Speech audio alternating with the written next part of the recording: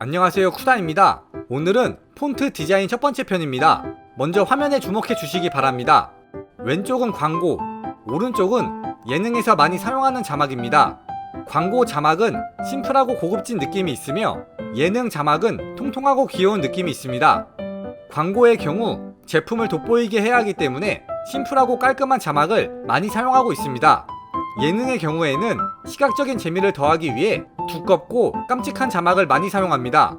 여기서 자막의 재미란 자막이 튀어나오는 시각적인 애니메이션, 그리고 자막과 함께 나오는 효과음으로 시청자의 청각을 자극할 수 있으며 자막에 감정을 넣어 영상의 재미를 더할 수 있습니다. 예능에서 자막이 있고 없고의 차이는 큽니다. 제가 앞서 광고 영상은 심플한 자막을 많이 사용한다고 했지만 광고라고 무조건 심플한 자막만 사용하는 것은 아닙니다. 코믹한 광고의 경우 재미를 더하기 위해 예능형 자막을 사용하기도 합니다. 중요한 것은 언제 심플한 자막을 사용해야 하는지, 언제 예능형 자막을 사용해야 하는지입니다. 개인적으로 내 입에서 나오는 말은 심플한 자막으로 넣는 것이 효과적이라고 생각합니다. 반대로 내 입에서 나오지 않는 말, 크크크나 벌러덩, 빡침 등 감정이나 상황을 설명하는 짧은 단어나 문장을 예능형 자막으로 넣는 것을 추천드립니다.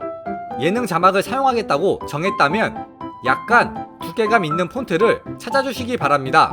졸라 두꺼운 폰트가 아닙니다. 약간 두꺼운 폰트입니다.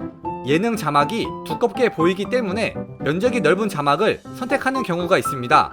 하지만 예능 자막을 자세히 보면 폰트 자체는 두껍지 않다는 걸 확인할 수 있습니다. 하얀색 면이 폰트입니다. 폰트 뒤에 별도로 볼륨감을 넣은 것입니다. 두껍게 보일 뿐이지 폰트 자체는 그렇게 두껍진 않습니다. 다음 편 영상에서 자세히 설명드리겠지만 면적이 넓은 폰트는 입체감을 살리기 어렵습니다. 때문에 약간 두꺼운 폰트를 선택해 주시기 바랍니다. 우아한 형제들에서 제공하는 무료 폰트를 추천드립니다. 개성도 있으면서 약간 두꺼운 폰트입니다.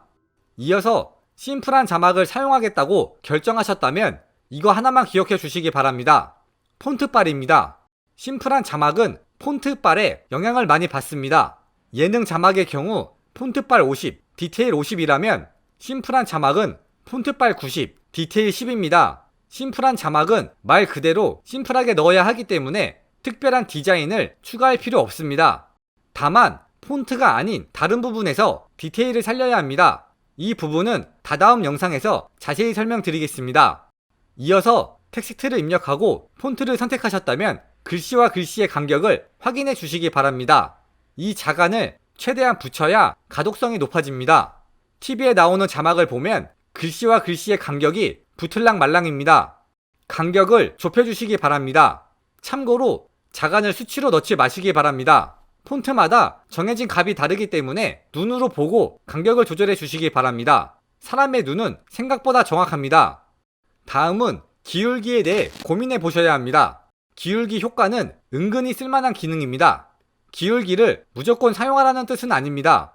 은근히, 다시 말해서 가끔 사용해 주시기 바랍니다. 자막을 디자인하다 보면 기울기가 어울리는 폰트가 있습니다. 버튼 한 번만 누르면 손쉽게 기울기를 넣을 수 있습니다. 기울기를 기억해 주시기 바랍니다.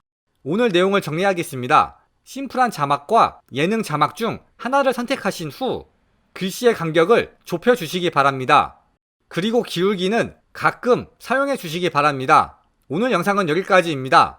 다음 편 영상부터는 폰트를 디자인하는 공식을 설명드리겠습니다.